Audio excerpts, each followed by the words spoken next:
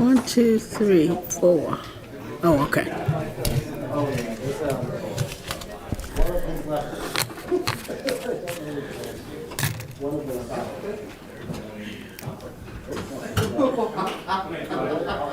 Elevator down?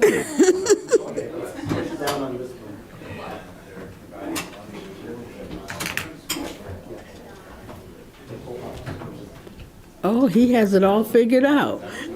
We've been sitting in these chairs for years and hadn't figured all that out. I know every time. How is this working? I got a bad back. I gotta make sure. Ah. Yep, have to take care of all those parts. During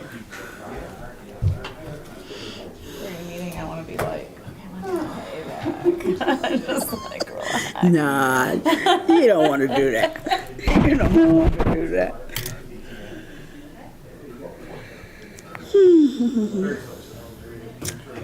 Okay, I'm still going by the clock on the wall. Right back.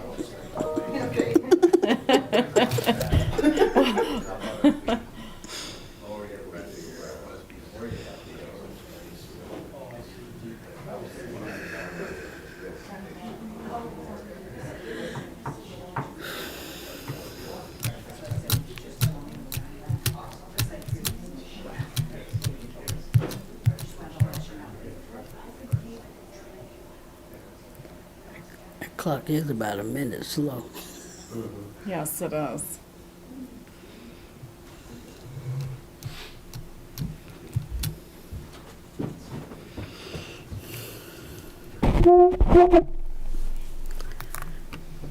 Good evening, and welcome to the October 4, 2022 regular meeting of the Township Board of the Charter Township of Meridian. Please join me with the Pledge of Allegiance. I pledge allegiance to the flag of the United States of America and to the republic for which it stands, one nation, under God, indivisible, with liberty and justice for all. Okay. Mr. Lemaster, could we have a roll call? Supervisor Jackson, Here. Clerk Guthrie, Here. Treasurer DeShane, Trustee Hendrickson, Here. Trustee Sundlin, Here. Trustee Wilson, Here. Trustee Wazinski. Here. Treasurer DeShane is absent, all others present. Thank you. Item 4 on our agenda has to do with a single presentation for tonight.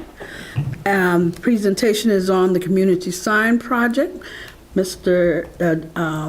Deputy Director Opsimer and Director Massey are going to share the latest information on this big project in Meridian Township. Yes. Good evening, Supervisor Jackson and board members. We are very happy to be here this evening to give you what will probably be the final update on the 2022 Welcoming and Wayfinding Sign Project. This is a project that we have been working on for nearly a decade now.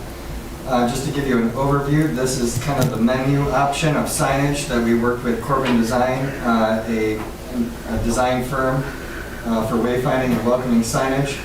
And so this is more or less the various signs that they put together designs for the township. And since that time, we have been working on implementing a sign plan, which we will give you an overview tonight. This is actually a 3D elevation rendering of what the sign will look like at the Marsh Road curb cut to the entrance to this complex. So this will be a digital e-board sign, and there is a elevation rendering of what it will look like during the day and at night. We do have recessed lighting, LED lighting in the arch, the blue arch there over the logo that will illuminate the logo at night. And of course, the e-board is an LED board, so we can display any graphic that our design team and our communications department can design for us. So first, we'll give an overview of the 4 welcoming signs. So this is the actual design of the welcoming sign for the north, east, south, and west signs. And you'll notice that on the back of the sign, we do have the now leaving a prime community, so we incorporate the brand on the exit of the sign as well as the entrance. So our east welcoming sign, this sign will be located at 4357 Meridian Road or on the other side of Grand River Avenue at Red Cedar River East Preserve. So this is, both of these locations are located at Meridian Road and Grand River Avenue. The first location is on the northwest corner of the intersection. We are still working with the private property owner on an easement for this location. If that does not work out, we do have an alternative location and a sign plan, or we have a site plan for the preserve property as well if we need to go to that. And we're hoping to have one more meeting with this property owner here in the next 2 to 3 weeks. The north welcoming sign. So this is going to be located at the existing sign location. This is a parcel that is owned by the township. This is just north of Baker Street. So this is, if you're coming into the northern limits of the township, you'd be going by Monticello's, that is located in Bath Township. It's the last parcel in Bath Township. When you go down the hill and it starts to level off there, right before the first property or the first home is located, on the right-hand side is where our current sign is. You can see that in the photo on the right-hand side. And so that's where our north welcoming sign will be located. The south welcoming sign is going to be located on another undeveloped parcel. So this parcel is at Okemos Road and Association Drive. It is the parcel immediately north of Lucky's Steakhouse. So it's on the opposite side of Association Drive from Lucky's Steakhouse. Just off the edge of the screen there is a little pond. So this is actually open space for the professional and office complex on Association Drive. This easement has been secured, and much of that credit goes to Director Macy in securing that easement. West welcoming sign. So this one is going, we hope, to be located at 2843 Grand River Avenue. This is the old Plato's Closet strip mall. There's a UPS store in the strip mall presently. DTN is the property management company for this location. They do not own the property, but we have been working with DTN kind of as the middle person to communicate with the property owner. We staked and located the boundaries of the sign. The property owner is from out of state. He did come in from New York to take a look at it, and we are hoping for additional information this Friday on this easement. And this is kind of a map and an overview. It's not very illustrative for you guys just due to the space, geographic space of the map, but that does show the 4 points for the north, east, south, and west welcoming signs. Now we'll give you an overview of the park signs that will be included in this year's project. So we will do a digital e-board sign. So the same sign that will go to the Marsh Road entrance to this complex will also go right in front of the marketplace on the green. The green box there that says Historical Village, if you look just above in those upper right portion of the graphic, you can see that they do have an alternative for the marketplace on the green. And so that green box will shift up kind of where the municipal complex is for the marketplace on the green sign. And that's a picture of where it'll go. It'll actually go right where the posts are for the current temporary sign, right between the two pathways that lead into the marketplace. It'll look very good. It'll be located right behind the Delta Dental stage of the marketplace on the green. Central Park South, for continuity, we will also update and modernize the Central Park South sign location. It is essentially across the street from the marketplace on the green, so we want continuity in the signs on Central Park Drive. Towner Road Park will get the same exact sign. This park does have, this is our newest park, and it does have a temporary sign that was installed during the original construction, but this will replace that temporary sign. And then the final park signs for this year's project will be Central Park and Newton Road Park. They will get this smaller sign. Central Park, this one will actually go right here in front of the pavilion. And of course, the pavilion is slated for an upgrade in the 2023 budget. So the pavilion will get new signage and a makeover in 2023. And then Newton Road Park does not currently have a sign. It's our second newest park, and that's why Newton Road was also included in this year's project. And so the map here again has not only the east, west, north, and south welcoming signs, this map also has the park sign locations. And then the final portion of this year's project is the municipal complex. This is a map of the municipal complex plan. And of course, as we showed you at the beginning with the 3D illustration of what the sign will look like, we will have the e-board sign at the Marsh Road entrance to the municipal complex. Central Park Drive will get a very similar sign, but it is slightly shorter and does not have the e-board. The municipal building and police departments will get this monument sign out in front. That sign is actually right behind this wall, so it's sitting right behind Trustee Sunland right now. So that sign will be replaced with this, and we will remove the lettering on the public safety building and upgrade it with a police department sign just like this one. So it'll be in the green belt in front of the police department. And then we will have 5 wayfinding signs throughout the complex here, helping to direct traffic to the appropriate parking areas and buildings in the complex. And then last will be the vinyl graphics on the doors. These will go on the 2 main entrances to the municipal complex here on both sides of the town hall room. And the police department main entrance doors will also get the police department logo from our new brand. And again, that is the map for the municipal sign complex.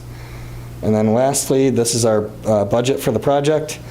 We budgeted, we had $175,000 in the budget for a new playground at Towner Road Park that is being repurposed for this project. And then in the Q2, the board approved a budget amendment of $369,900. That was originally to include the Okemos Library roof as well.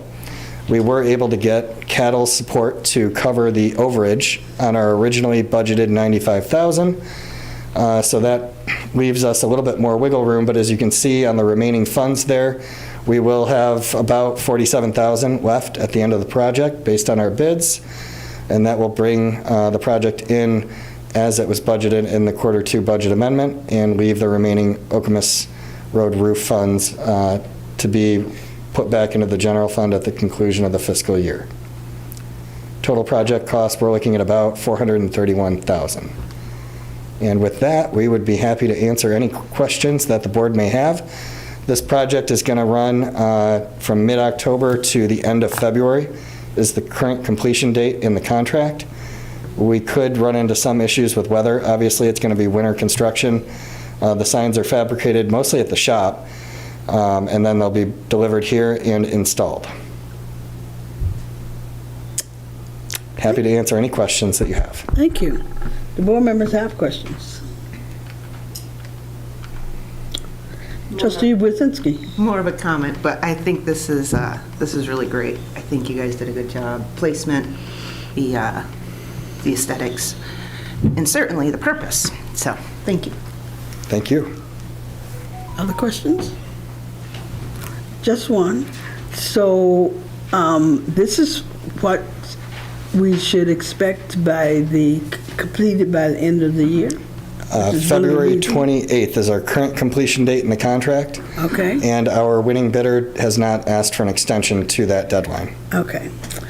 Now, are there other elements of this signage branding project that are included but not scheduled yet?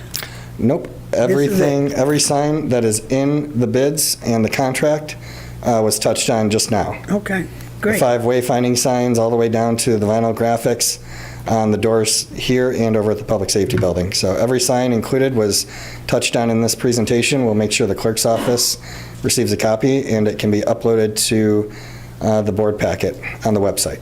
Great. Thank you. Absolutely. There are no other questions. Ms. Massey, did you have anything to add? Not really. The only other thing I would add is as you can see on some of the signs, there's the planter boxes. Obviously, that probably won't take place until next spring. Oh, So that okay. would be a little delayed, but that's not part of the sign bid, so. Okay. All right. Thank you very much. Item 5 on our agenda is citizens address agenda items and non-agenda items. And I have several green cards here. I will read our policy, which essentially says, "Welcome to the regular meeting of the Meridian Township Board, held in public for the purpose of conducting the business of the Township Board. There are 2 opportunities for public comment. Citizens who wish to address the board regarding agenda or non-agenda items will have an opportunity at the beginning of the meeting as well as near the end of the meeting. Individuals will need to complete a green form located with the agendas near the room entrance and present the card to the township staff member prior to the start of public comment. At the appropriate time, the supervisor will call upon individuals who have provided a green card to speak on the topic indicated. Citizens are required to limit their comments to 3 minutes, except when this requirement is waived in advance by the supervisor for a good cause.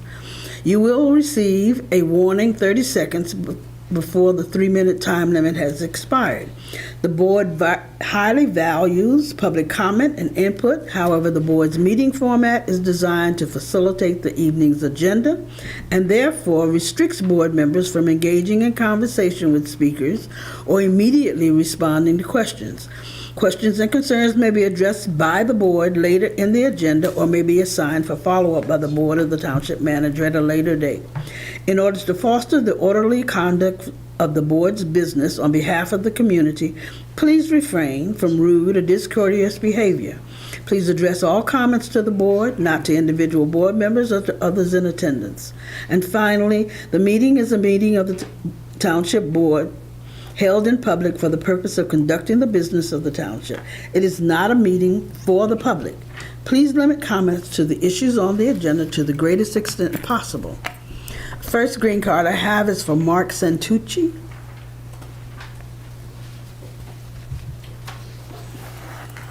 I get lucky twice in a row. My pronunciation. Yeah, you got it perfect. Mark Santucci, 5909 Blythefield Drive in East Lansing. Last time I was here, I talked about the importance of combining the medical marijuana license with the recreational marijuana license.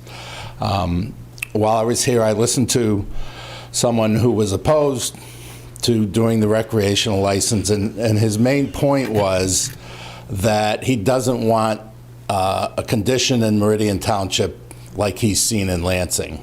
And so I'm here to speak about that. Myself, along with my brother and my cousin, own approximately 30 acres on Hagedorn Road. Only about 8 of those acres are actually buildable. The rest is wetlands. My point is, we're talking with a group right now who would like to build a recreation, if everything passes, a recreational marijuana facility. But that would only take about 2 of the 30 acres. And to us, it's extremely important that we look at the whole property and optimizing or maximizing the value of the whole property, not just those 2 acres. So it's in our financial interest to make sure that whatever is put there not only is representative of what we want in the community, but is something that is good for the rest of our property. So whether it's an anchor building or just one of other buildings, it's extremely important to us that it doesn't detract from the value, but actually adds to the value. So I think it's very important when you're looking not only at our zone, but at all the zones and what people are likely to do, that Meridian Township is such that it would be foolish for anyone to build something that's a half-ass operation. Because first of all, the type of customers that will be here in Meridian Township are completely different than the ones in Lansing. And second of all, if they want to make money, they have to do it in a way which is attractive to whoever their customers are. Was that the 30-second? Yeah. That's pretty much all I wanted to say about that, but I'd be glad personally to answer any questions any of the trustees have at any point in time in the future as you're working through this, because I've looked at this whole thing from an economic perspective, and I think I have a little bit to add to that. Thank you. Thank you. Second green card is from Jamie Gakmo.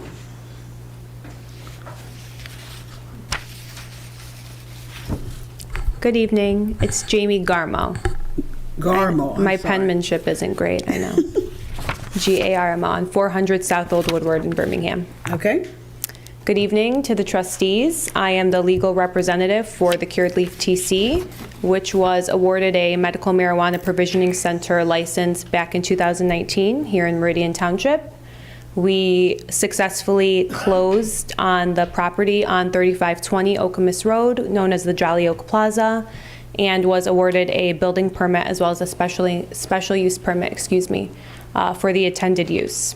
Since then, we've invested over $5 million towards this project and are looking forward to continuing to invest more in Meridian Township in line with its intent to hopefully draft an adult use ordinance.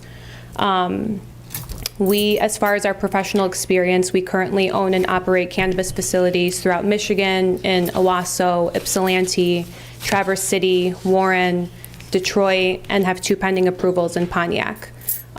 So we have shown successful operation, compliance with no issues from the state and municipal level in terms of licensing, security, and anything of that nature.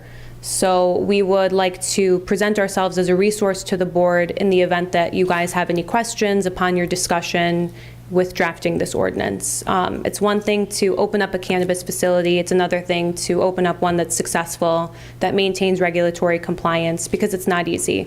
The CRA is pretty strict on how to operate these operations in terms of data keeping, security, product handling, and all things of that nature. So we've never had any issues in any of the municipalities that we've operated in. So we've always been collaborative, and we'd like to offer that collaboration to Meridian Township, to the Board of Trustees.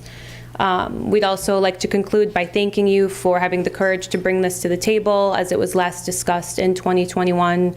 And we believe that this initiative is in line with the will of the voters, that they've spoken since 2021 and want to see economic prosperity in Meridian Township as it relates to the increased tax revenue, increased property tax value, and definitely the job opportunities that come along with it. Thank you. Thank you. Thank you. Next is Gino Baldino.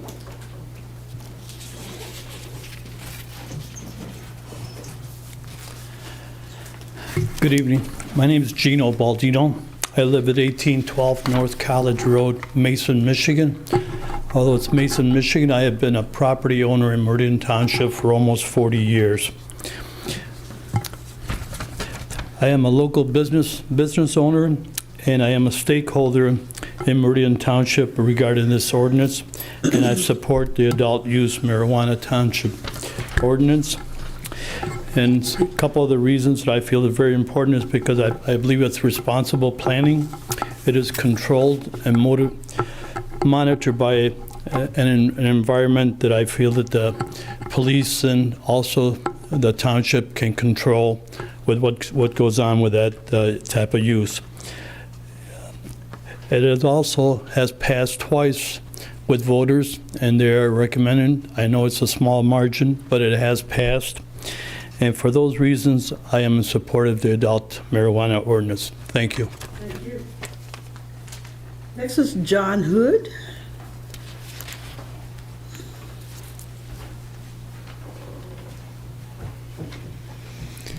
Good evening, Supervisor Jackson and Meridian trustees. John Hood, Superintendent of the Okemos Public Schools, Hazlitt resident, 5636 Creekwood Lane. Here this evening just to bring to everyone's attention the the bond vote that's up for the Okemos schools on November 8th. It's really not November 8th. It's now until November 8th because absentee ballots are out. So here to just provide some resources and facts for our community so they can make informed decisions to vote on the Okemos schools 2022 bond. We have a proposal to ask voters to consider a $275 million bond that would be a no expected tax increase over what our voters are currently paying in Okemos of their 7 mils millage rate. We can do that without raising taxes because we've really maximized the life of our facilities. And this $275 million bond, no tax increase, would replace 3 buildings beyond their useful lives, would put Cornell back on the Cornell site, put a new Cornell on that site, a new Chippewa and Kinawa middle schools, would include building and safety enhancements across all of our buildings, including secure entry vestibules at every school, would address pressing facility needs and improvements district-wide that we had identified in a third-party facilities assessment, would expand tennis courts and replace our softball and baseball complexes, which are aging, expand our performing arts, our cafeteria, and our kitchen at Okemos High School, would allow for a classroom addition and a redesign of the car line at Hiawatha Elementary as well. In addition, all our buildings would be looking at furniture replacements, and we'd be looking at technology improvements, replacing student devices district-wide if this bond proposal is approved. For our citizens who want more facts, please visit our website, okemosbond.net. You can see an FAQ, an overview of all the projects, background information on how we engaged the community over the last 2 years to bring this proposal forward. I do have some information for our trustees as well that I'll leave here too, if our trustees would like to just be informed of what's on the proposal. We do have a community forum on Zoom Wednesday evening, 6:30 to 7:30, and one at Playmakers as well on Thursday evening from 6:30 to 7:30 to engage our community and answer any questions they may have. We always are striving to connect with our larger community, so if anyone in the community would like to subscribe to our email service, we have a new community email service. So our senior citizens, our community members, our businesses, our former parents or our future parents can get district communications as well. Just visit our website, okemosk12.net, and you can sign up and be on our listserv. And just in closing, just praise again to our township. It's great to look around the room and see so many township officials that work closely with our schools.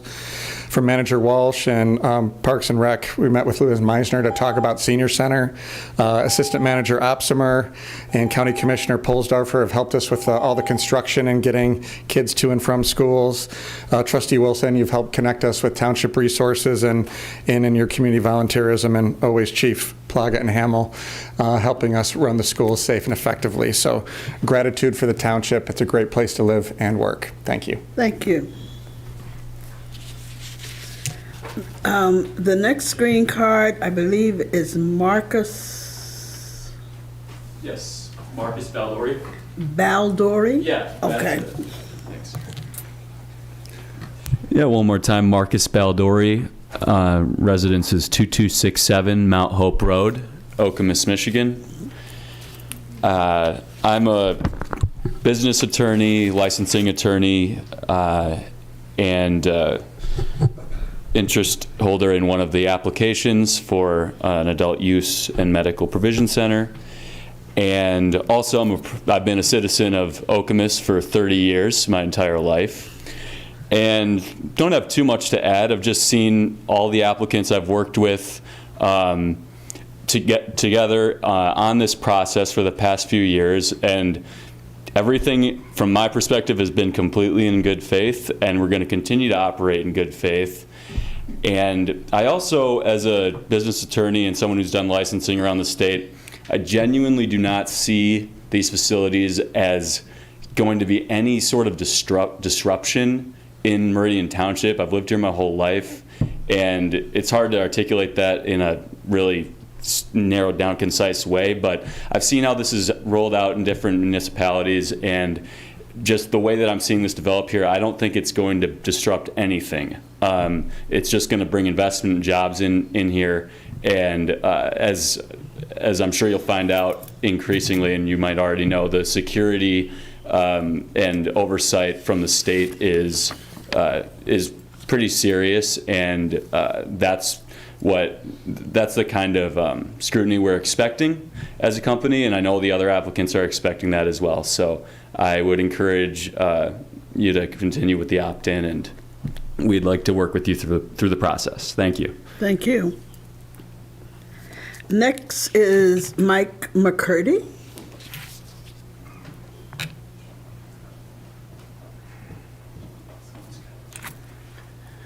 Hi, I'm Mike McCurdy, 5458 Okemos Road. Lifelong Meridian Township resident, second generation, raising my kids here and my grandkids. They're in Okemos schools, so support the bond proposal. Not hear what I'm talking about to talk about, but hey, more money for our schools, that's great. We should keep investing, I think. I'm here representing the Cannabis Caucus of the Michigan Democratic Party. And we strongly believe that recreational cannabis shops are the right move for municipalities, not only ours, but across the state. The cannabis jobs that are provided aren't just jobs that are entry level. These are potential careers for people. This is a new field. People are getting in. They're becoming store managers. They're getting into the agricultural end of things. There's so much expertise to be had in the field, from medical to recreational. That we're really talking about good jobs, quality jobs, jobs that people can make into careers, and that is so important, for our children, for our youth. My daughter works in the cannabis industry, and I'm so glad that she has that ability to do so. And it would be wonderful if she could do so in the township.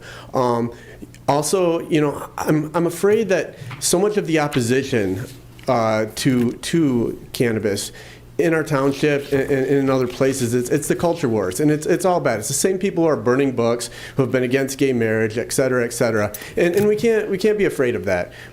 Cannabis is a legal industry. We've seen it raising great revenue for our state. We've seen it improving communities, filling vacant storefronts. Like I said, providing jobs, and it's never hurt anybody. The only thing that's ever hurt anybody about cannabis is the drug war. The drug war has destroyed communities and destroyed lives, and the legal cannabis industry is the way to change that. And one of the things the Cannabis Caucus advocates for is using that tax revenue we get to reinvest in communities that have been most affected by the war on drugs. So we're taking money from the cannabis industry and using it to help people re-enter society as they leave the legal system, as they leave incarceration. And we have the legal cannabis industry investing in the Michigan Cannabis Freedom Coalition, the Michael Thompson Clemency Project, and other places where we can help people who have been just very negatively impacted by the drug war. So these legal cannabis shops are important. They're important in many ways, and I really hope that we allow them in Meridian Township. Thank you. Thank you. Josh Hovey.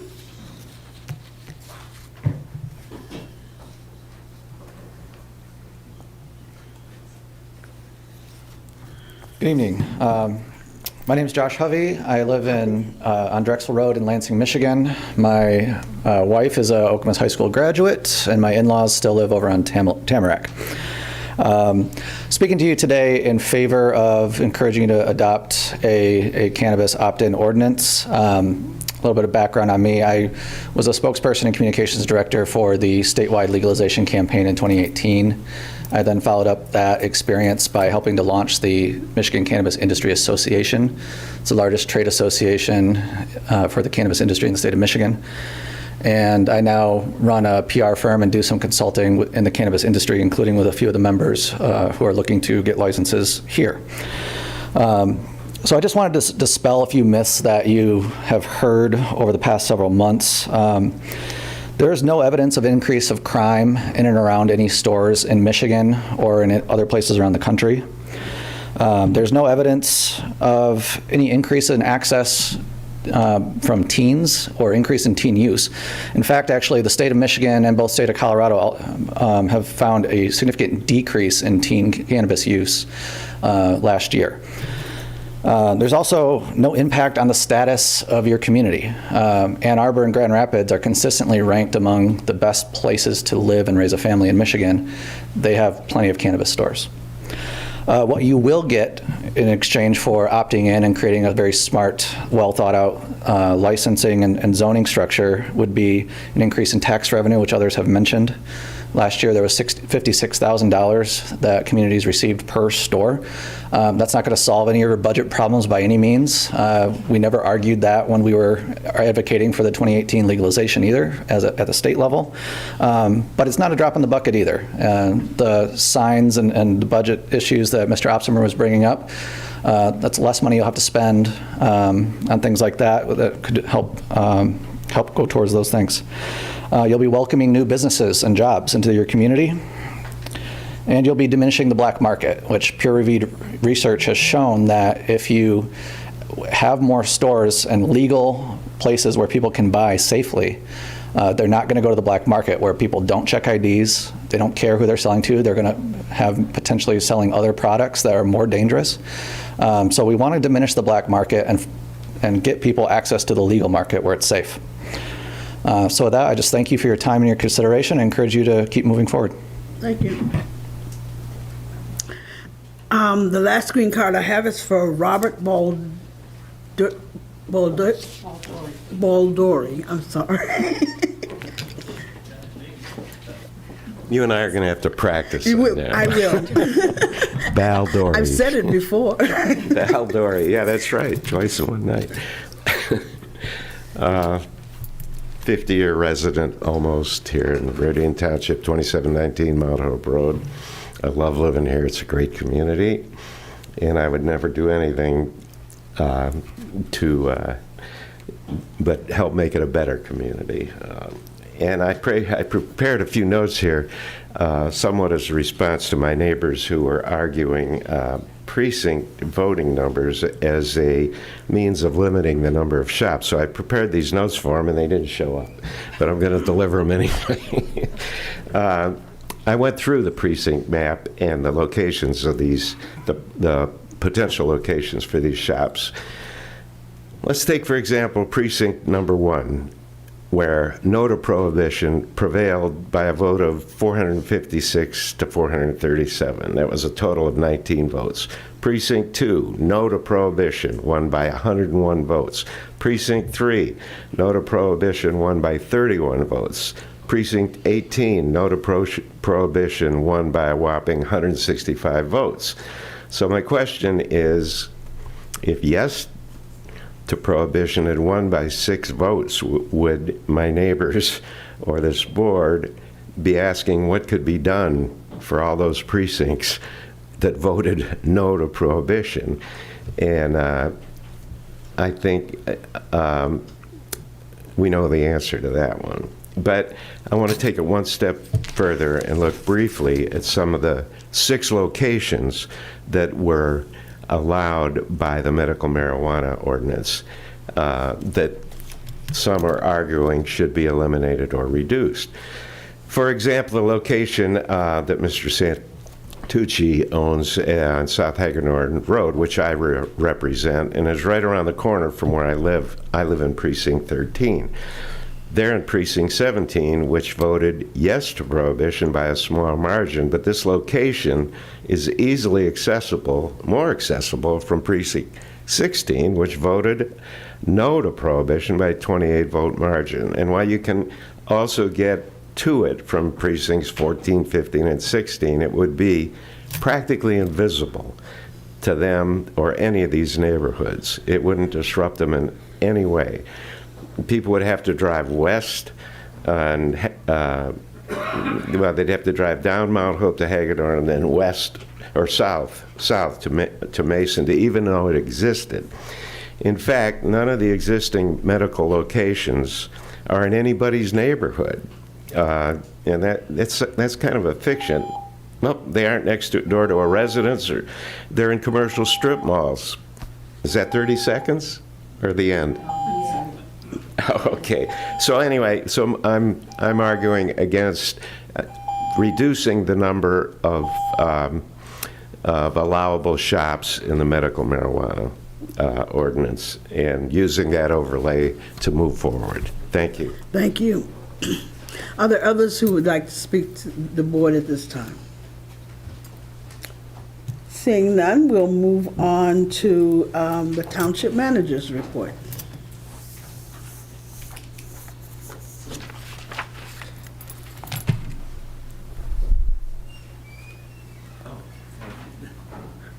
Mr. Walsh. Thank you, Madam Supervisor. Good evening, Board. I could start by talking about some issues and projects and that, but I'd rather talk about what's really important tonight, and that is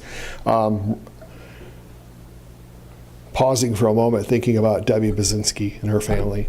Debbie's been with our team for 5 years and tragically lost her husband over the weekend, and I just want Debbie to know that the Meridian Township team is thinking about her this evening and over the next couple of weeks as we all grieve. Our deer call is off to a really good start. We took 13 deer on the first weekend, which is a fabulous start. I want to thank Chief Plaga. I think he took by far the largest prize of the weekend, almost a 200-pound deer. So congratulations on that, and thank you for participating in our program. Your next meeting, you'll have a couple of issues to think about. One is the third quarter budget amendments that'll be coming from Director Garber. And also, you've heard some about the Lake Lansing Road Diet that is occurring, and there's actually a public hearing on that that took place this evening at 5 o'clock. We've invited Ingham County to the meeting on the 18th. The supervisor has said that the issue will be placed on the agenda for discussion, and Manager Opsimer will be here to talk, so you have more information about that project. We're also working with 242 Community Church on a project that could happen in the. They've done great work in the township, and they're offering to do a community project going forward. They notified Clerk Guthrie, and internally we're talking about projects that we may submit to them, and we'll be talking to them about that Monday in our staff meeting. An update on Brightline. You remember they're the firm that was chosen by the township, a $900,000 upgrade.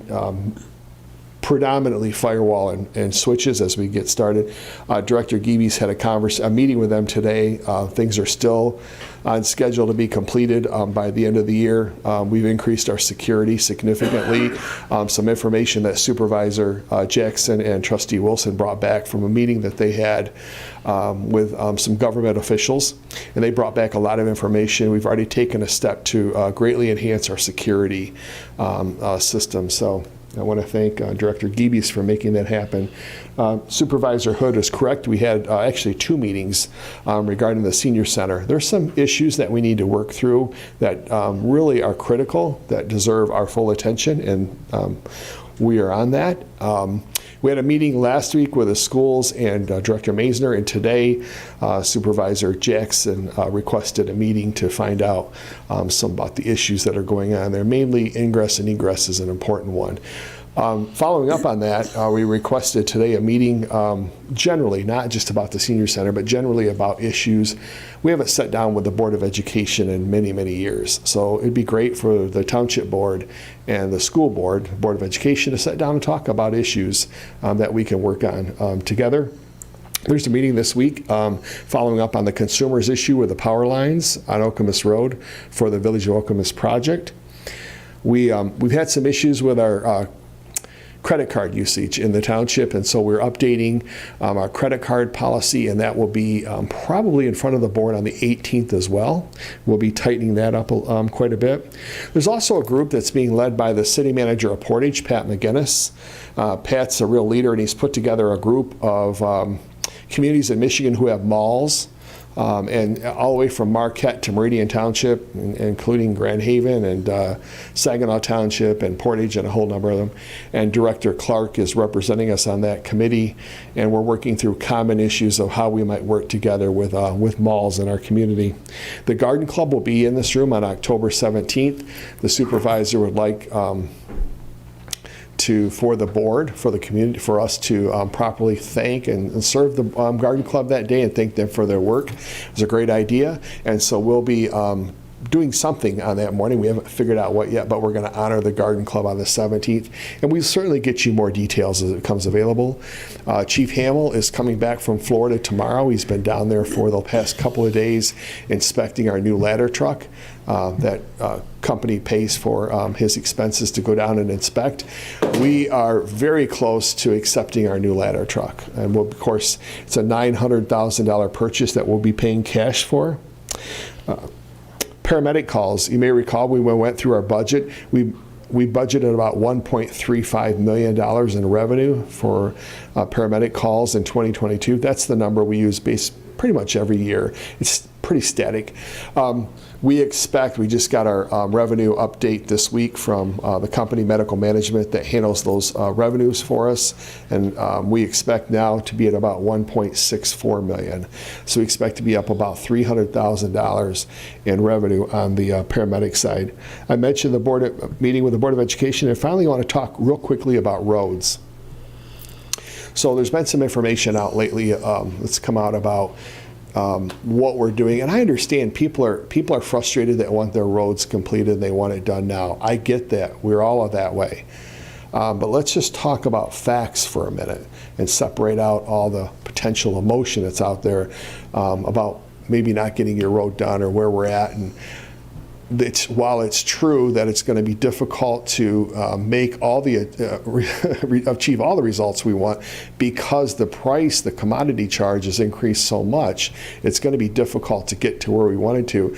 But let's talk about the first 3 years for a minute. When we started, our PASER rating, which is the rating that it really sets the tone for the entire state of Michigan, the rating of your roads, and 1 and 2 and 3 is very poor. You get up into the 4 and 5 and 6 and you're an average. 7, 8 is well above average, and 9 and 10 is excellent. Basically, that's an overview. And our rating back when we started this was about a 4.35. So just above poor, fair. And our goal was to get, over the course of 10 years, to get to an 8. So that means if you do the math and divide the 8 minus the 4.35, what's the difference? 3.65 over the course of 10 years. That means we need to bump up 0.365 per year if we're going to get to an 8, which is a very good road system by the end of the process. So if you add that 4.35, the 0.365, it comes out to 1.095 over 3 years. We need to gain 1.095 in a PASER rating over the first 3 years. And we're about completed with the first 3 years of the program.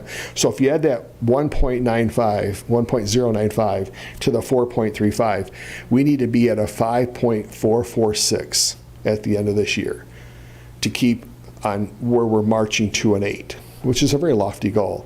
And we're actually at about a 5.7.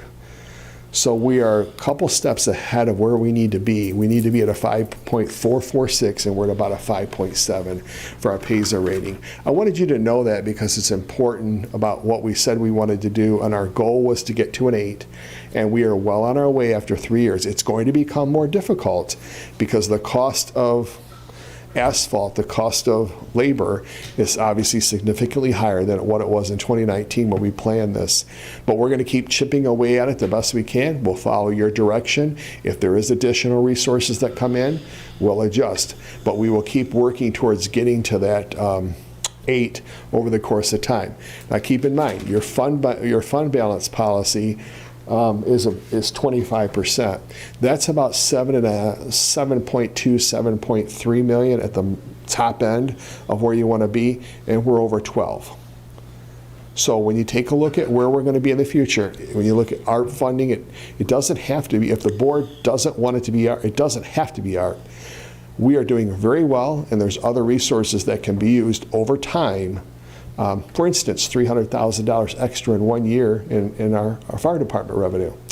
Sorry for the long report, but there's a lot of information that's out there, and I wanted you to have all these little information about all the issues, projects that are out there. Thank you. That's my report, unless you have any questions. Thank you. Other questions? Then we'll move on. Thank you. Thank you, Mr. Walsh. To board member reports of activities and announcements.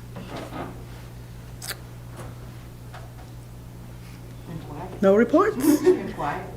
Clerk Guthrie. I guess I will. Oh, please. Okay. Well, first, I'm not sure if the general public reads the packet thoroughly, so I just wanted to take a moment to congratulate a few of our directors on some accomplishments that they've had. Director Winstead on reaching Level 4 assessor, I don't really know how much that means, but I know it was a long process and some difficult tests, and she's at a master level now. And I know that the entire team at Meridian Township is super proud of her for her accomplishment. And then our director, Amber Clark, she was recognized 10 over next 10 by the Lansing Chamber of Commerce last week. I think Manager Walsh has done a really good job of informing us of the accomplishments of the team members. And then congratulations to Director Garber.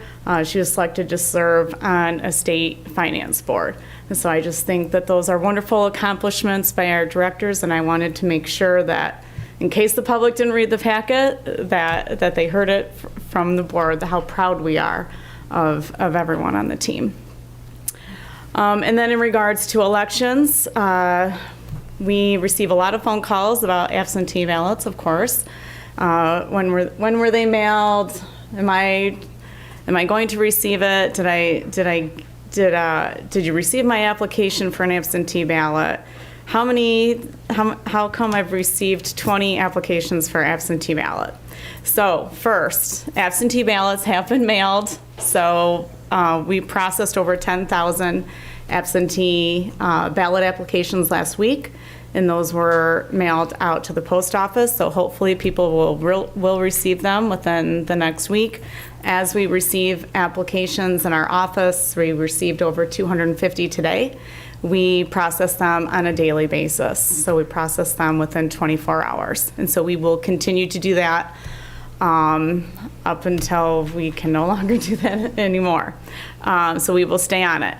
In regards to several applications being sent to people's homes, our office sends one application for absentee ballot unless you've requested an additional one. Maybe you lost it, maybe you shredded it thinking you weren't going to use it, need another one.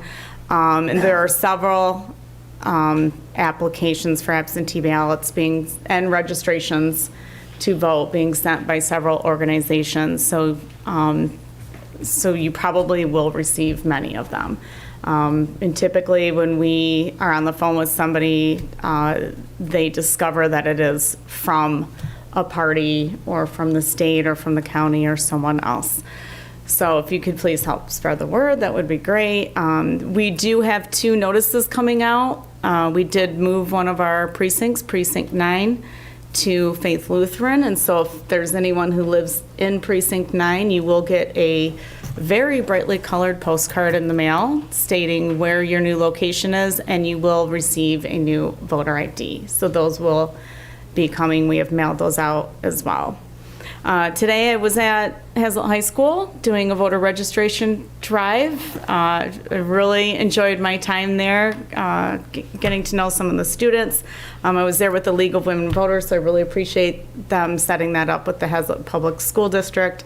And I met some students from the Hazlet High Female Empowerment Group who happen to want to have hygiene products provided at their restrooms. So I thought that was right up the Township Board's alley since we'll be talking about it tonight.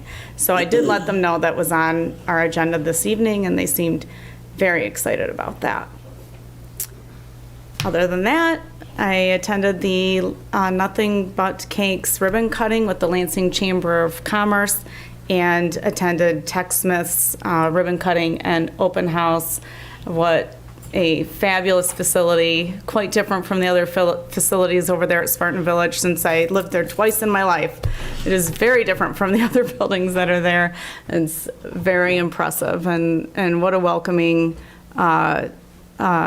company right there on the corner near the border of Meridian Township. So that was a really lovely event. And that's it. I'll say nothing else. Oh, well, thank you. Other board members, Trustee Wazinski. I just have a question for the clerk. If we're getting multiple ballots in the mail, how do we know which one's Meridian? Like, is displayed on top, or? If you're getting multiple applications for absentee ballots. Oh, It's application. Applications for absentee ballots, yes. Got it. Okay. It's in very small print. So most people don't recognize it. It has my name and address on it, or the clerk and my address, the township's address. And so people think it's from the township. But if you look, you'll see that it's from the county, the state, Democratic Party, Republican Party, League of Women Voters, Private organization. tons of organizations, yes. Got it. Okay, thank Yep, you. Sure. Just one more question, just to clarify, what went out, the 10,500 documents that went out this week were actual ballots in Correct. response to applications? Correct. Okay. So ballots are starting to get out there, thus presentations by people like Mr. Hood that has an item on the ballot to help us decide how to vote. Okay, anyone else? All right, so we come to item 8, approval of the agenda. Do I have a motion? Trustee Wazinski. I'll move to approve the agenda as presented. Support. Supported by Trustee Wilson. The discussion? All in favor of, no, I'm sorry, we have to have a roll call vote? No. You can do a voice Oh, vote. for approval of the agenda, we don't have to have a, all in favor of the motion to approve the agenda, please say yes. Yes. Opposed, no. The chair votes yes, and the motion passes. Item 9 is the consent agenda.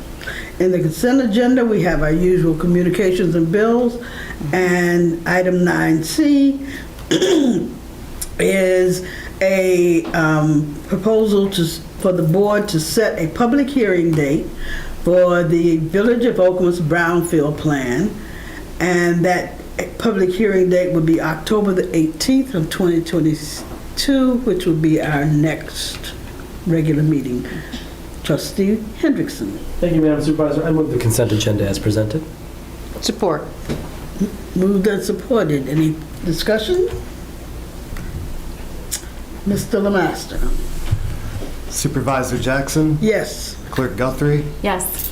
Trustee Hendrickson, Yes. Trustee Sundlin, Yes. Trustee Wilson, Yes. Trustee Wazinski. Yes. Motion carried 6-0. Okay. Item 10, questions for the attorney. I don't know that we have any, and I don't, well, I won't say I don't see any attorneys in the room. So I will move on to item 11. We have no hearings tonight. Item 12 is, item 12A is recreational marijuana. Mr. Director Schmidt is going to introduce this item and advise us on how to proceed. Thank you. So after the conversation 2 meetings ago, it was clear that there was at least a general consensus to move forward with this discussion. Given that it's a 2-part process, we're recommending functionally splitting it up. The zoning ordinance has a relatively small piece of the existing regulation for medical marijuana, in that there's a district that is created to allow the various uses in the various locations throughout the community. That is Part A. Part B is the licensing piece, which is much more technical and gets into the nuts and bolts of how the licenses are actually granted and the process by which we go through to grant those licenses. That ordinance does not touch the zoning ordinance. They refer between each other, but they're separate. What staff is recommending is that we that the board refer the zoning piece to the planning commission for them to provide input and finalize development of the update to the zoning ordinance. At the same time, we will begin work with the township attorney to provide a new licensing ordinance. Our existing licensing ordinance really, the fundamental basis of it cannot be used for recreational marijuana because essentially the medical marijuana was bingo ball selection. We cannot do that kind of selection process for recreational marijuana. So we need to recreate the licensing process. So additionally, staff, now that we've gone through it a couple of times, we have some recommendations for how to make this a little easier on everyone, because it's to nobody's benefit just to make a difficult process for having a difficult process. So we will then start work at the same time with the Township Attorney's Office.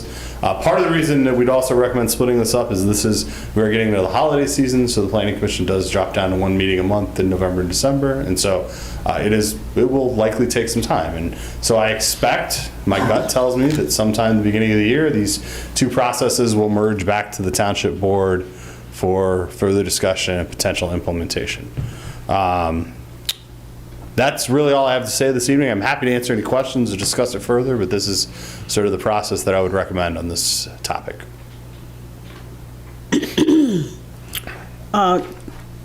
Trustee Hendrickson. Thank you, Madam Supervisor. I move to refer the topic of recreational marijuana to the Planning Commission for input and public hearing on a draft zoning ordinance amendment permitting recreational marijuana uses in the township. Support. It's been moved and seconded to refer the zoning part of the medical marijuana,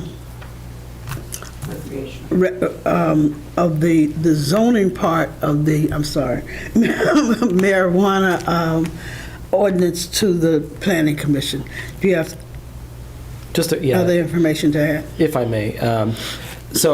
I recall going through this process on the Planning Commission side when the zoning ordinance came up several years ago.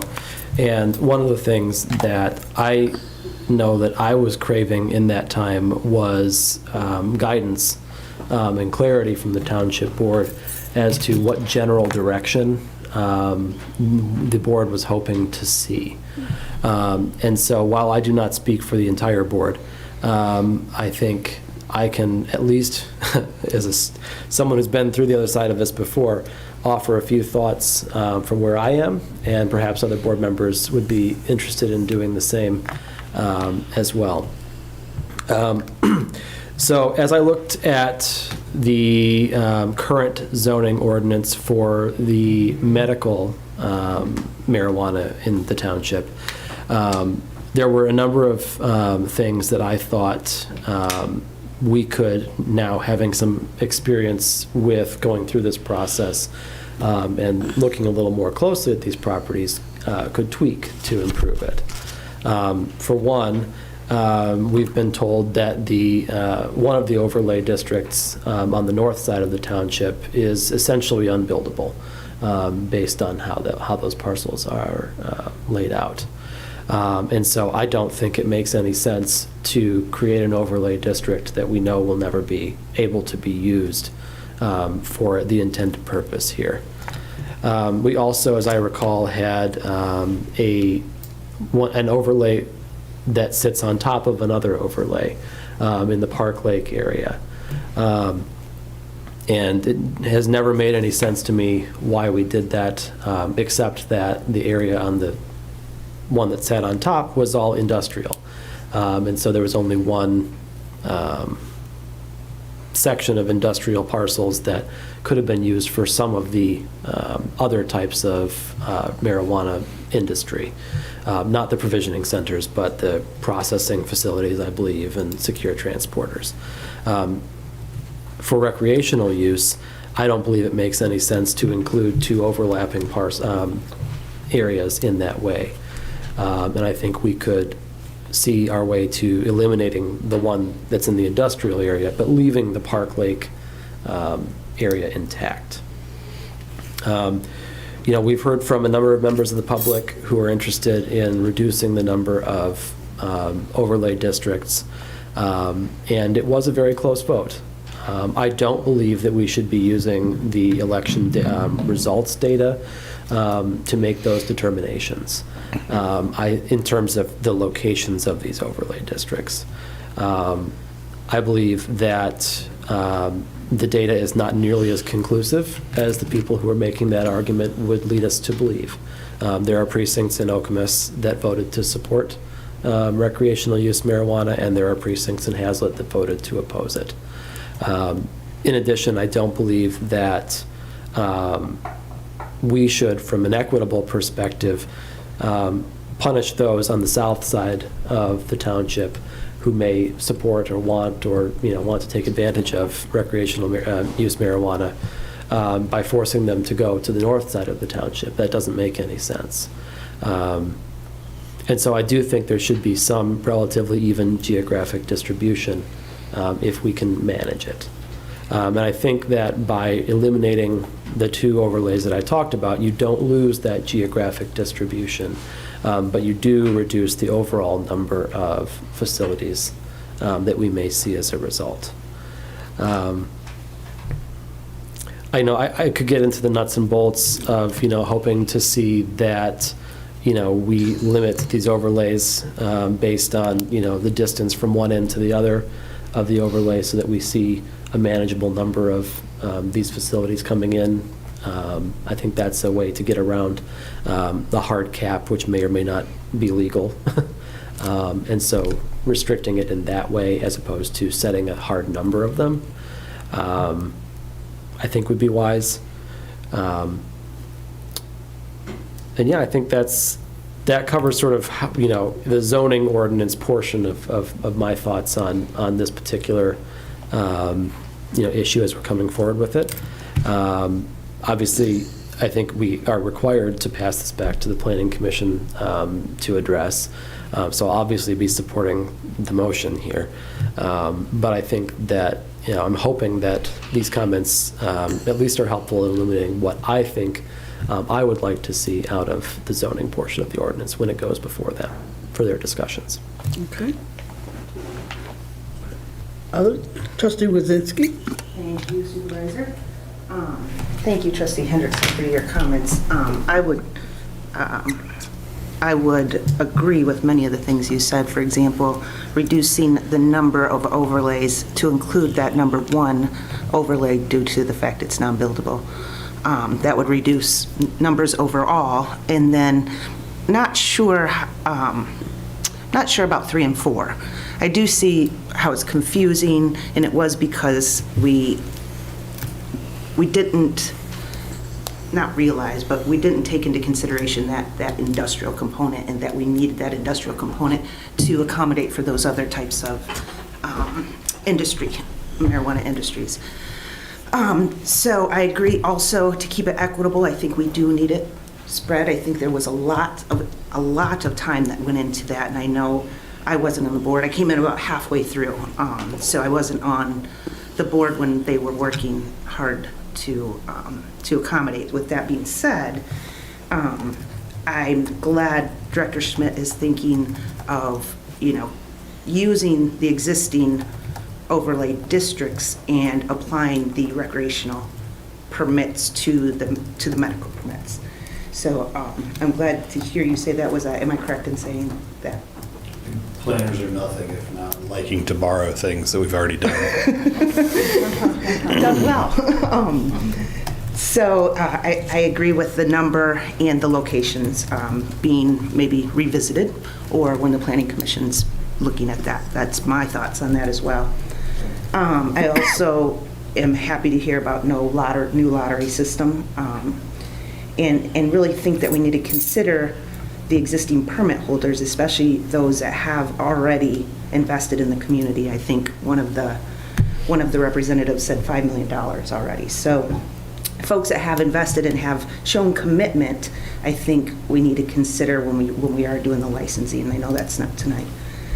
I think the other thing I wanted to, I think that was it.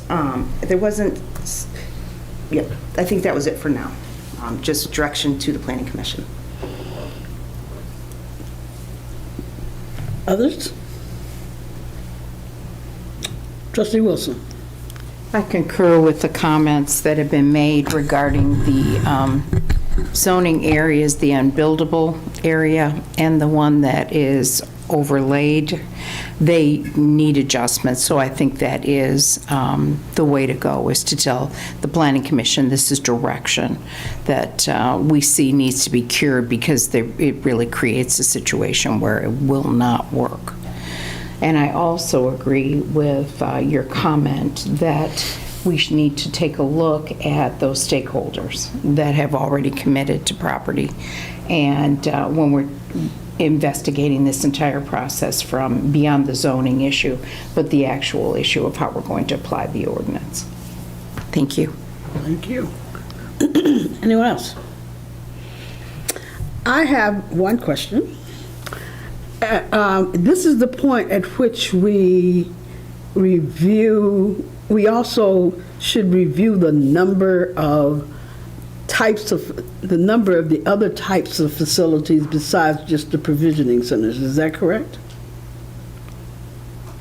Yes, in both that will pop up in both parts of the process. Okay. The zoning ordinance regulates it in terms of location. The licensing ordinance regulates it in terms of number. Okay. And so the cap issue that Trustee Hendrickson mentioned would come up in the permitting side as opposed to the location side. The actual, if we do discuss a cap, it's more likely to be a part of the permitting side, yes. Okay. Okay. Follow-up question. Yes, please. Supervisor. I should know this, but Director Schmidt, can you help me?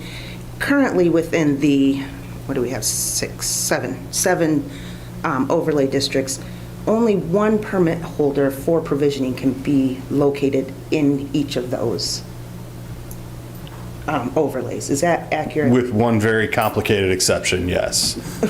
There is a provision that if one was not drawn in one area, there could be a bonus given in another area, but that did not come into play in the original approval. So yes, that is largely correct. Okay, so at a maximum, there'd be two. in the Yes, overlay, yes. if in fact that. Under our current complicated system, process. yes. Okay, thank you. If there are no further comments, then I agree with the comments that have been made, the suggestions that have been made, and I hope that the Planning Commission will take those into account as they review the framework for the zoning ordinance for medical marijuana and hopefully apply that as well to the recreational marijuana question. We couldn't settle this by just adding and medical and recreational, could we? You laugh, but I did ask that question.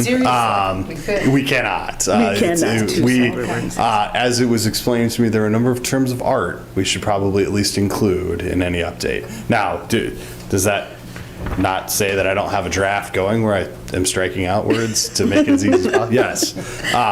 We are going to try and not recreate the wheel here, to be perfectly blunt. We don't need another zoning district. We can use what we have, restructure it, provide some additional clarity and definition, and move from that. I appreciate that. Trustee Hendrickson has made a motion. The motion has been seconded. I seconded. You seconded. Trustee Wazinski seconded the motion. We have not voted. Are we ready for the question? The motion was to, if you would repeat it. The motion was to refer the zoning ordinance matter to the Planning Commission for their review. All right. Mr. Lemaster, we would like a roll call vote, please. Clerk Guthrie? Yes. Trustee Hendrickson? Yes. Trustee Sundlin? Yes. Trustee Wilson? Yes. Trustee Wazinski? Yes. Supervisor Jackson? Yes. Motion carried 6-0.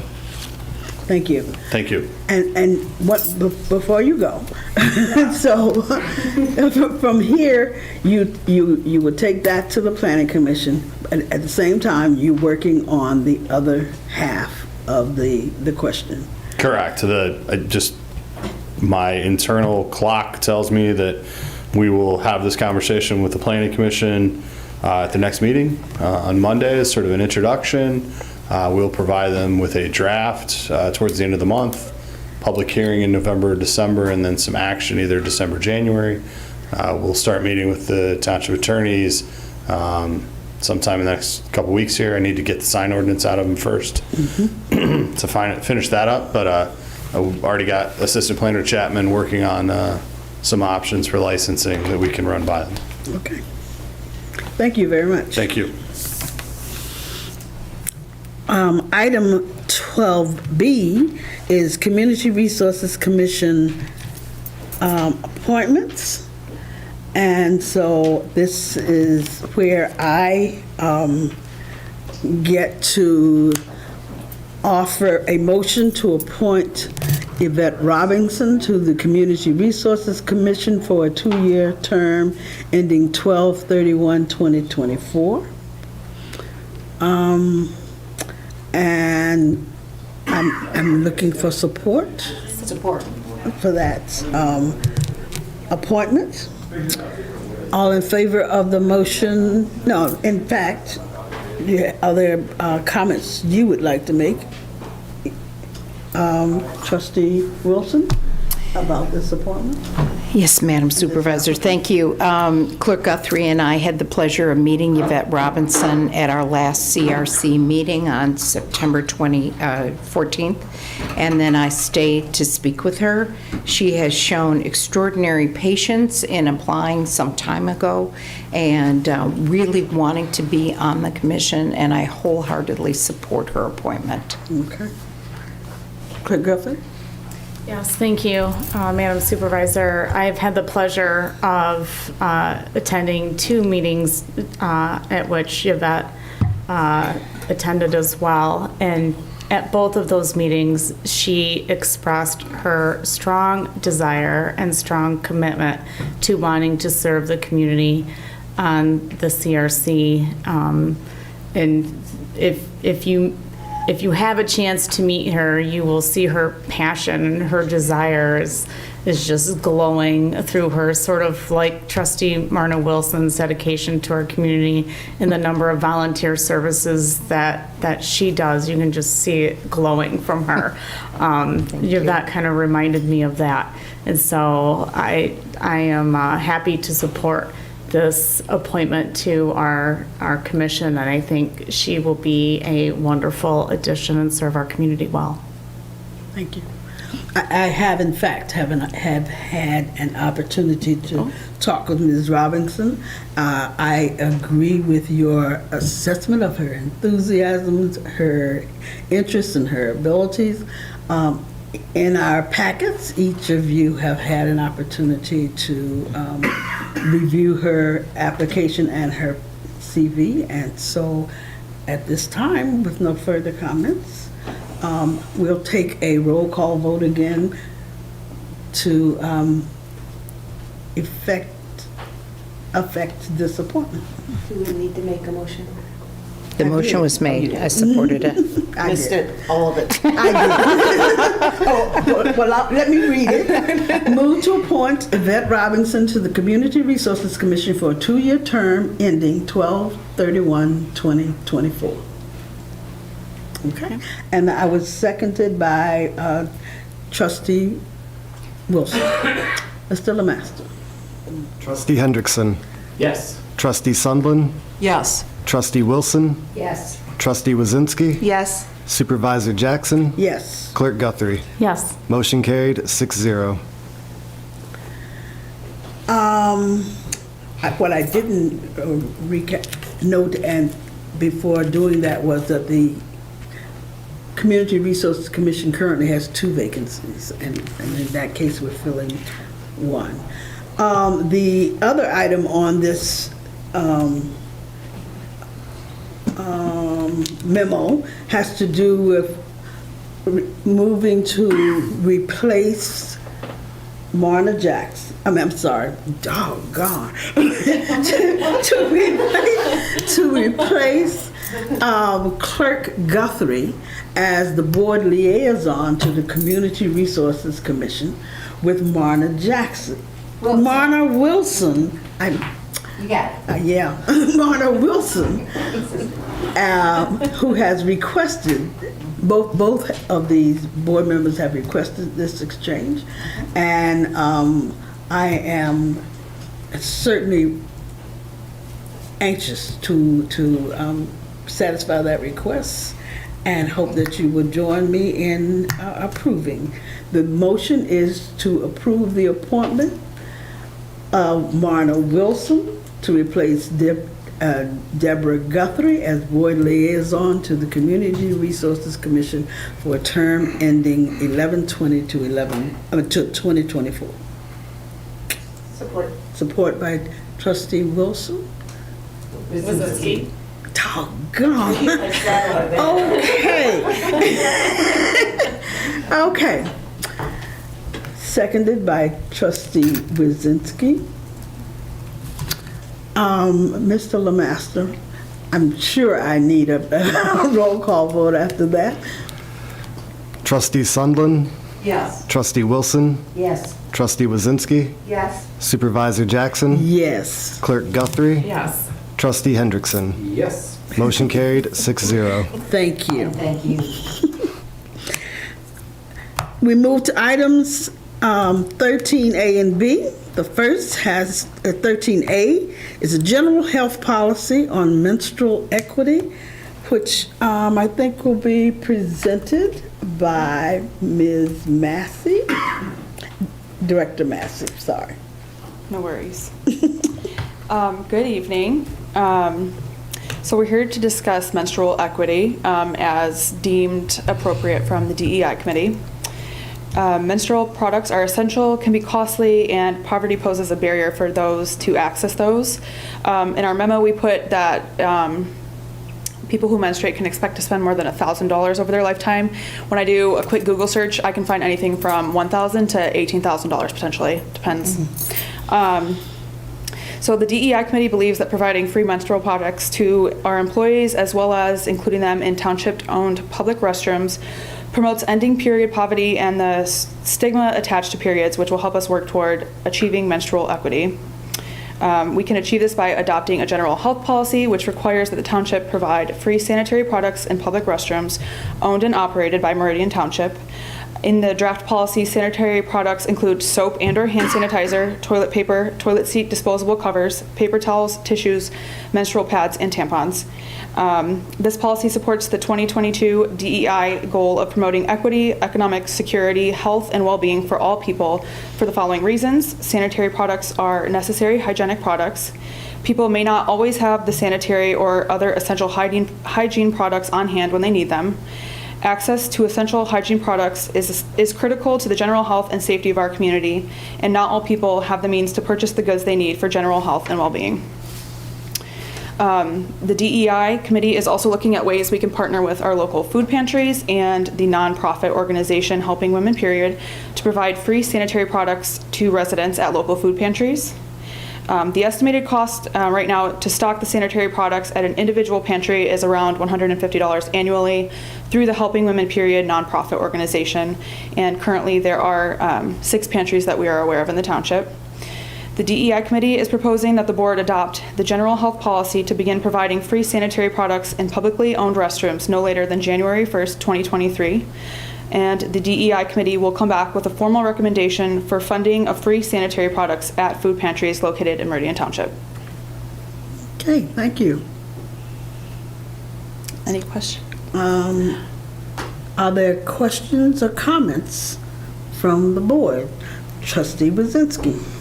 Thank you, Director Massey. I was wondering if you could help me understand the difference between an ordinance and this general health policy and how that affects does that mandate that this has to happen, or does that is it within our policy that it can happen? I believe it's the latter. Do you know how this was phrased exactly? Sorry.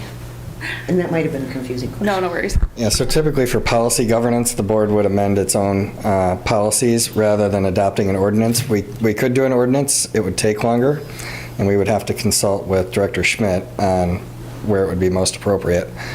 We thought this was the more streamlined manner. This would mirror our prevailing wage policy, the ban the box policy, and thanks to Clerk Guthrie, we realized that we actually do have a board policy that does need to be updated and brought up to speed, but this would be the more appropriate place, we feel. Excellent, thank you. But regardless, it is a requirement for the township to implement the policy. Great. I have another question, maybe Director Massey. So if we're putting these in township buildings, most of those buildings are at the parks, correct? That is accurate. And so is there a need, or is it appropriate to involve the park commission in this, or, thank you. I'm not sure how commission and board. Yeah, it's a good question. It's an appropriate question. No, there's no need to confer. We have already passed this information along through our Parks Department, and if it was something structural, something we were going to change it up or something, but we believe that this policy should start and end with the Township Board. Got it. Thank you. You're welcome. Appreciate that. That's all, Supervisor. Thank you. Anyone else? Clerk Guthrie. Thank you. Thank you, Director Massey. I really appreciate it. What I really like about this policy is that it clarifies the type of products. It's not just, what are we going to provide or not in our restrooms, but it actually outlines these are the types of products that we are going to be providing in our public restroom facilities. If you look at the data, there's 800 million people who menstruate a day. If you've been in a situation where you've needed a product and it's not there, maybe you've wondered, why is that product not available to me in a public restroom facility when I need it? I have to leave work, I have to explain to my boss that I've got to leave, I've got to go get something, I got to come back. It's embarrassing.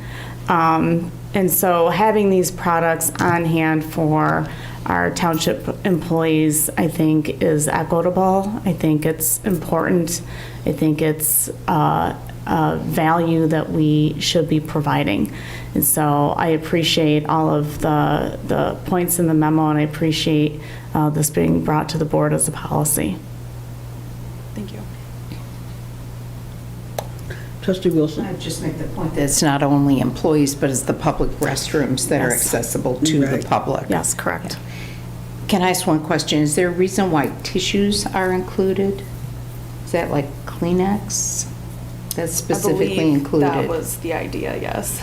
Pardon me? I believe that was the idea. Yeah. And you're wondering why they're included? Yeah. I didn't put just that curious. in. I can check and see. I'm almost certain Clerk Guthrie proposed the definition, and I believe it comes from the City of East Lansing's ordinance directly. I'm just thinking about the logistics of a big box of No, I get Kleenex. How's that going to work? Toilet paper could use it. There are some logistical challenges to implementing this. We do have custodial services that stock some of our restrooms, so we have a full inventory now of all of our bathrooms, broken out between which ones are staffed by our custodial services, which ones are not. So we're going to have some more logistics to work through for those facilities that are not. It'll be easier to work with our custodial services because they'll just add one more commodity to their list and one more check mark on their list, right? But North and South Fire, for instance, the firefighters staff and clean those bathrooms, and so our staff members in some cases are going to have to step up in implementing this policy. Thank you. Clerk Guthrie. It actually was a budgeted item years ago and was cut out of the budget to save money. And from what I recall, it was $250 to $500 a year to provide tissues in the restrooms. Boy, this is getting really deep. Yes. Tissue issue. I just, we're going to Kleenex. Madam Supervisor. Finished? Yes, thank you. I move to adopt the resolution amending the board policy manual of the Charter Township of Meridian to adopt a general health policy. So I have a question. This is a discussion item. We do have a motion, though, available. And so you want to, well, let's see if we have a second. Support. So we do have a second. Motion is to adopt the resolution amending the board policy manual of the Charter Township of Meridian to adopt a general health policy. Mr. Ofsman? Thank you, Madam Supervisor. The board should make a motion to amend its rules to take this up this evening Right. first. Okay. So first a motion to amend the rules, then the motion from the packet. Thank you. Right. Are we prepared to do that, or would you prefer to wait? I see no reason to wait. We could do that. It's a very simple process. I will withdraw my motion. Okay, and we'll start again. And we'll start again. Okay. Trustee Hendrickson. Thank you, Madam Supervisor. I move to suspend the board rules for immediate consideration of agenda item 13A. Support. It's been moved and supported. Mr. Lemaster? Can we have a roll call vote on that issue? We've discussed it. Supervisor Jackson, Yes. Clerk Guthrie, Yes. Trustee Hendrickson, Yes. Trustee Wilson, Yes. Trustee Wazinski, Yes. Trustee Sundlin. Yes. Motion carried 6-0. All right. Now, Trustee Wilson. I move to adopt the resolution amending the board policy manual of the Charter Township of Meridian to adopt a general health policy. Support. Supported. Further discussion? Trustee Hendrickson. Thank you, Madam Supervisor. I wanted to give everyone else a chance to weigh in first because this is not a problem that I personally have ever had to confront myself. However, I am a forgetful person, and I can certainly empathize with not being able, with putting myself in a situation where I might need something that I don't have, and knowing that the township would support those folks who do need them because they're forgetful, first and foremost, is something that's near to my heart. In addition, obviously, there are broader benefits that I think Clerk Guthrie and everyone else who spoke on this have addressed very well. So I'll let their comments speak for themselves. I'm very happy to support this initiative, and I think this is a good step forward for the township in promoting equity based on a general health policy that I think will get us started in the right direction there. Thank you. Other comments? Questions? Mr. Lemaster. Clerk Guthrie, Yes. Trustee Hendrickson, Yes. Trustee Sundlin, Yes. Trustee Wilson, Yes. Trustee Wazinski, Yes. Supervisor Jackson. Yes. Motion carried 6-0. It is done, as they say. Thank you. Item 13B, America Rescue Plan funding. Mr. Walsh? Thank you. And I found your discussion here in the last few minutes very interesting. It takes me back about 13 or 14 years ago when I was coaching. I was at Loy Norix High School in Kalamazoo. I'll never forget the moment. And I was coaching a varsity volleyball, if you don't mind, a little varsity volleyball team, girls team. And I'll make a long story short. One of the young ladies came up to me and said she wasn't going to be able to play right away. She had an issue and wanted to know if I had any help. And I'll leave it at that. And of course I didn't, and my wife wasn't along with me. And I felt at that moment like such sympathy for this young lady and wishing there was something I could do. And I remember that moment, and I thought, boy, wouldn't it be something if there was a way, there was a process. And so I'm very encouraged and found this last discussion very rewarding, and it takes me back a few years. Thank you for allowing me to share that. Art funding, yeah, I'll be brief.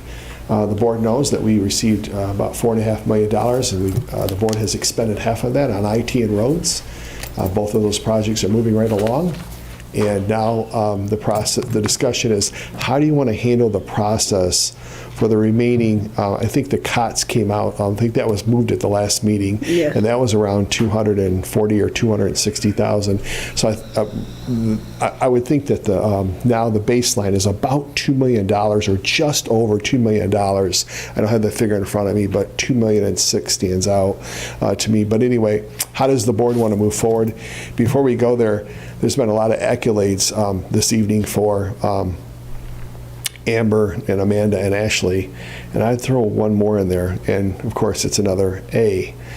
For some of you, and I know that Supervisor Jackson, you received a letter several months ago, and maybe others, from a retired firefighter. And I think you received more than one communication, if I recall.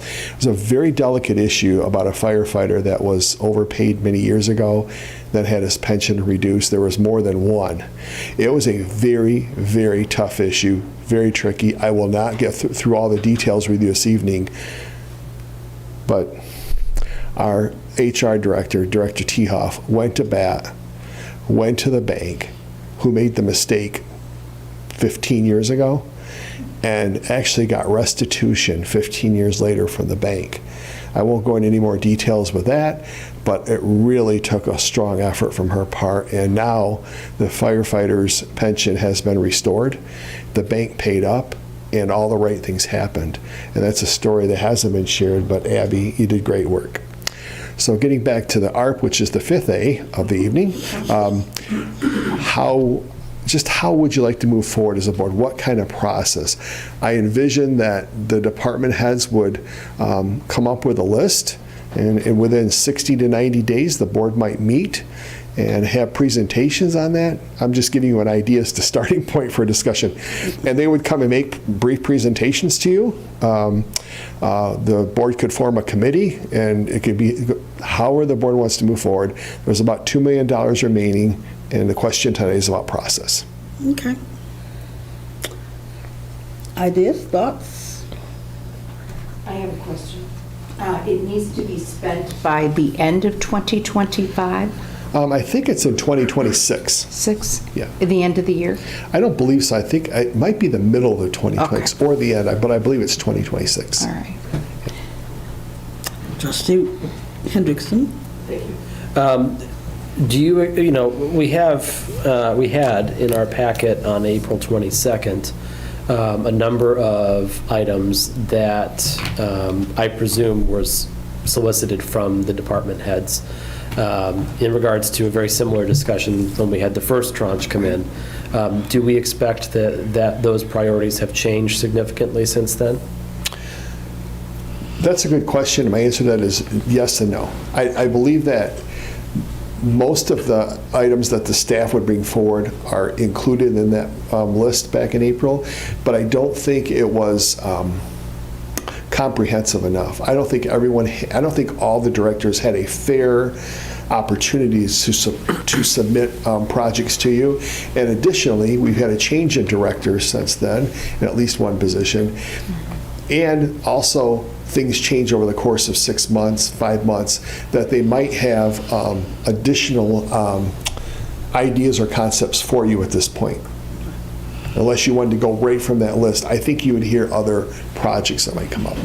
In addition, the total amount available has changed, which may in fact affect what is suggested and requested. Sure. Well, in that case, I certainly would welcome hearing from the department heads, whether in writing or in person at a meeting. I think it would be helpful if, one thing I noticed as I was preparing for this meeting and going back over that packet in April was that a number of the projects that were being requested didn't come with an estimated or anticipated cost, which of course we would need to know in order to better assess whether or not we would be able to afford a given project in line with all the others that we would look at. One general comment is, and this is what I said back in April as well, I think that as best as we can, we owe it to the community to spend this money in a way that impacts the most number of residents possible. I agree.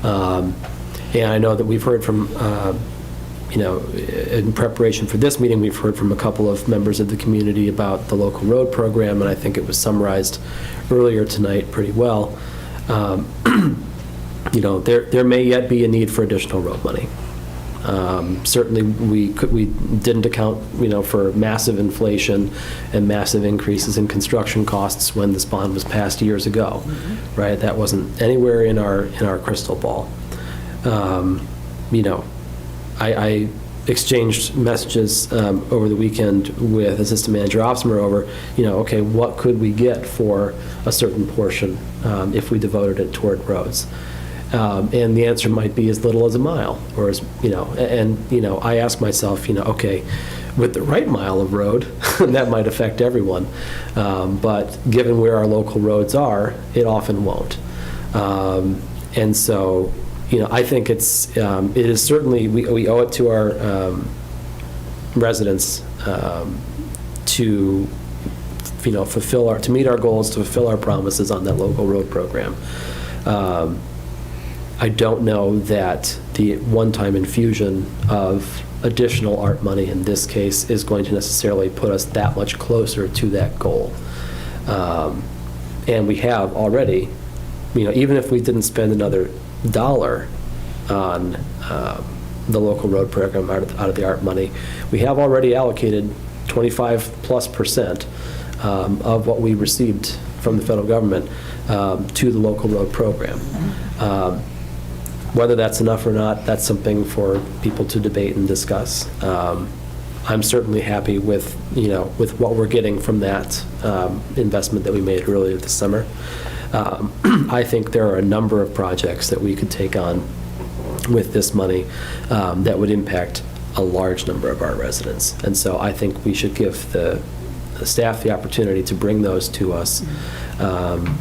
I would love to see it done before the end of the year if we could manage it.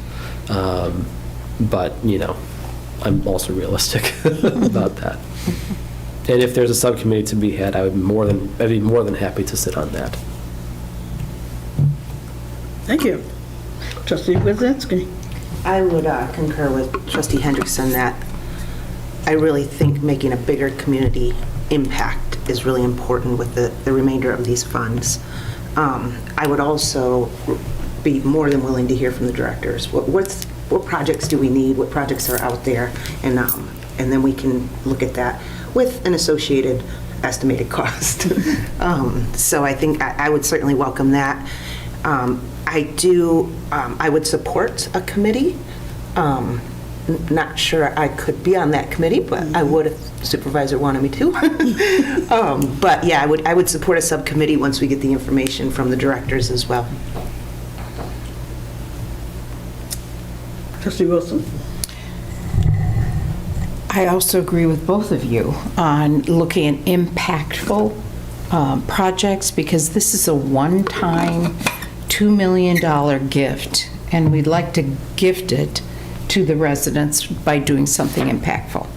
Not sure I concur with a subcommittee for this issue, because I think that if we are given a presentation by all of our directors, I think we work very well as a group in discerning what might be the most important projects that we could fund with these dollars. Thank you. Clerk Guthrie. Thank you, Madam Supervisor. I concur with Trustee Wilson on both those thoughts regarding the list from the directors and the board looking at it together as a whole rather than a subcommittee. No comment? I concur. Yes. Okay, you agree? I think that would be a good idea to have a have the directors take a look at it and present it to us as a whole. I'd like to see it in writing and a personal presentation, actually, in case there are questions that come up in the process. I agree that as soon as we can would be a good time to start doing that. Okay. And as soon as the directors can get it ready. The question, I like the idea of committee of the whole to whittle down that list, and so I would suggest that is the way we proceed. One of the things, thank you, if I may. Sure. One of the things that you may want to do is have your presentations in November, and we can do that. And then you'll be setting your goals in December, like you always do, and you can tie in the ARP to your annual goals and how they might align and what you want to do. Great. So you could tie those together and be finished by the end of the year. Great. That's a good reminder that we need to start thinking about our goals and objectives for 2023 in keeping with all the many things that are going on around us and the conditions under which we're going to be working. So thank you very much. Thank you.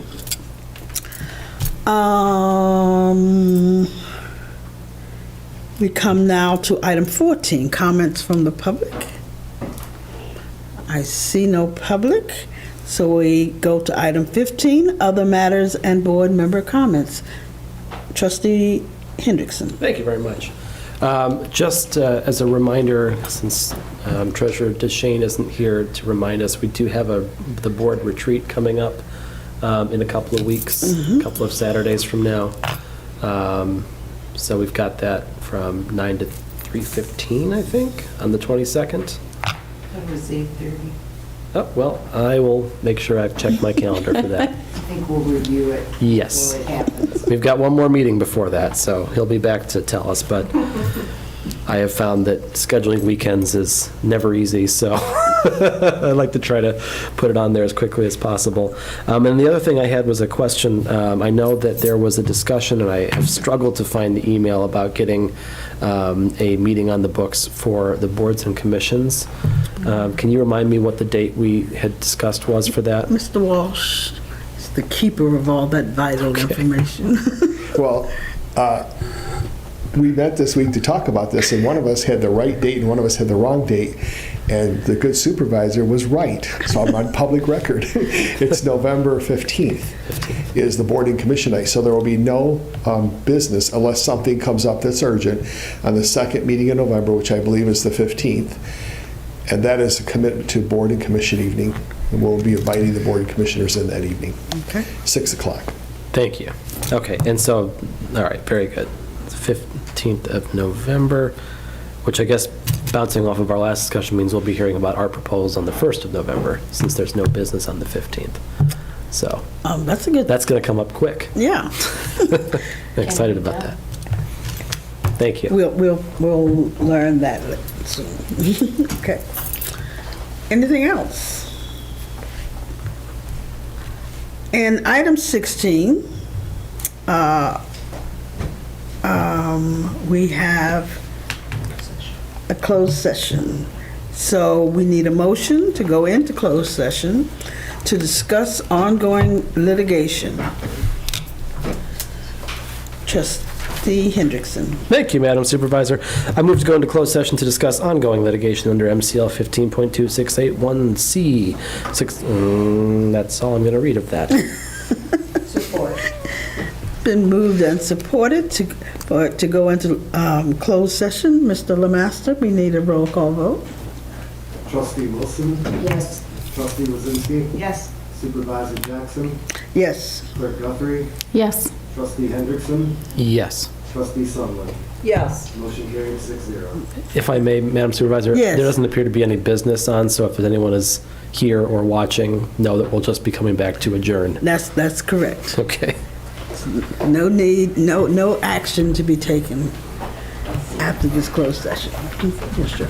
Yeah, I'm going to fill up my water as well.